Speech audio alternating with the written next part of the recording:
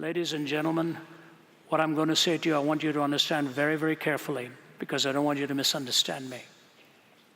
Malcolm Muggeridge years ago was in Biafra, and he saw the execution of some political prisoners. And as the executioners stood with their guns down on their side, and the lead executioner shouted, "Ready, aim," and they put their rifles up, somebody shouted, "Cut!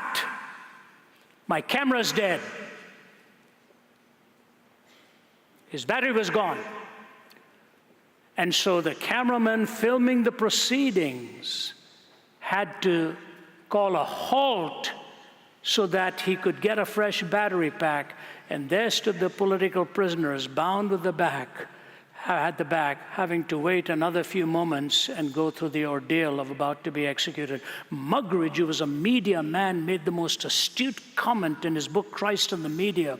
And he said this: people may question wherein lay the greatest barbarism, on the part of the demagogues, on the part of the executioners. He said, some wise person will plump for the cameras.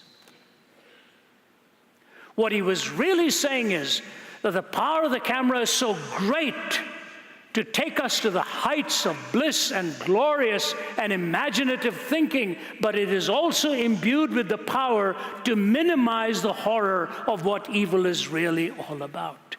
Beware, you're moving in that genre of thinking where thinking is circumscribed and framed for you. Be discerning in what you watch, because logic may come in through the front door of reason, but the imagination is assaulted from the back door of desire and sensuality and all of that.